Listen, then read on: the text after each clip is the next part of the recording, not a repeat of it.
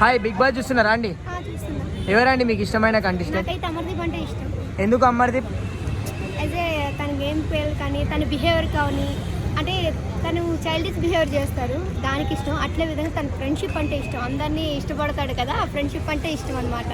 అవునా, మీరు కూడా చైల్డ్గా ఉన్నారు కాబట్టి చైల్డ్ని ఇష్టపడుతురా? అట్లాని కాదు, ఆ మైండ్ సెట్ బాగుంటుంది కాబట్టి తన బిహేవియర్ అవని తన క్యారెక్టర్ అవని నాకు పర్సనల్గా ఇష్టం కాబట్టి నాకు ఇష్టం. బిగ్ బాస్లో చాలా బ్యాడ్ నేమ్ వచ్చింది అమర్దీప్కి అంటున్నారు బయట పబ్లిక్ కానీ, దానికి మీరేమంటారు? అంటే దాన్ని పోయిన వాళ్ళు సవాళ్ళకి అంటారు, అవన్నీ నిజమైపోవు కదా. జెన్యూన్ ఏంటి క్యారెక్టర్ అనేది ఇక్కడ ఉంటుంది. తన బిహేవియర్ తనకు తెలుసు. మిగతా వాళ్ళందరూ ఏదో అన్నట్లంత మాత్రం తను చెడ్డోడు అయిపోడు, తను మంచోడు అన్నంత మాత్రం మంచోడు అవడు. తన క్యారెక్టర్ తన దగ్గరే కదా ఉంటుంది. చెడ్డోడు అయిపోయినా మంచోడు అయిపోయినా అన్ని తిట్లు పడుతున్నాయి కదా, ఎవరెవరో ఏమేమో మాట్లాడుతున్నారు. అంటే వాటైతే ఆయనకే పోయినట్లే కదా.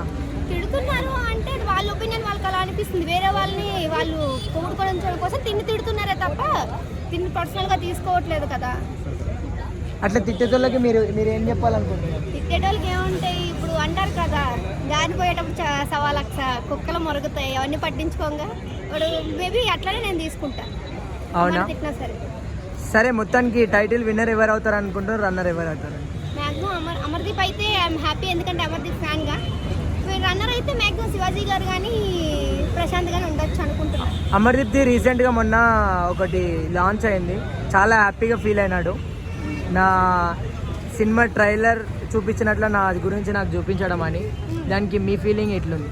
నేను కూడా బాగుంది కదా, ఏవి అనేది చాలా బాగా డిజైన్ చేసి చాలా బాగా వేశారు. వాళ్ళ ఫ్రెండ్షిప్ దావని, క్యూటెస్ దావని, వాళ్ళు తన ఫన్నీ మూమెంట్స్ అవని, తను తీసుకున్న ప్రతిదీ కూడా ఆ విధంగా ఏవీలో వేసి చూపించడం చాలా బాగుంది. అట్లనే తను చాలా హ్యాపీగా అయితే ఫీల్ అయ్యిండు. ఇప్పుడైతే ఓటింగ్స్ కాల్స్ వెళ్తలేమంటున్నారు అమర్దీప్కి కానీ మన ప్రశాంత్ ఫ్యాన్స్ కానీ. సర్వర్ డౌన్ అసలు, అంటే ఒకవేళ ఓటింగ్స్ వెళ్తలేవు కదా, ఎట్లా మీరు ఎట్లా ఫీల్ అవుతున్నారు? ఓటింగ్స్ వెళ్ళట్లేదు అంటే రీచ్ అయినంత వరకు రీచ్ అవుతుంది కదా, ఆ తర్వాత మరి చెప్పలేం కదా. ఓటింగ్స్ పోతేనే అసలు విన్నర్ ఎవరు రన్నర్ ఎవరు అనేది తెలుస్తుంది. బట్ ఓటింగ్ ప్రకారం తీసుకుంటే అయితే చెప్పలేం కదా, ఓటింగ్స్ పోవాలి కానీ పోవట్లేదంటే అది వాళ్ళ ఇష్యూ కదా. ఒకటేసారి అందరూ ఒకటేసారి కాల్ చేయడం వలన కాల్ వెళ్తలేదా, లేకుంటే బిగ్ బాస్ అట్లా డిసైడ్ చేస్తున్నారా?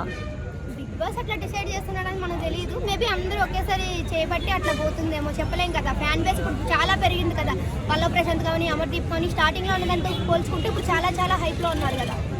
అమర్దీప్కి చాలా ట్రోల్స్ వస్తున్నాయి కదా. వస్తాయి, ఎందుకంటే ఏంటంటే ఇక్కడ జరిగేది ఏంటంటే ఇప్పుడు ఎవరైనా సరే ఒకరిని తిట్టిండ్రు అంటే వాళ్ళు హైప్ అవుతారు.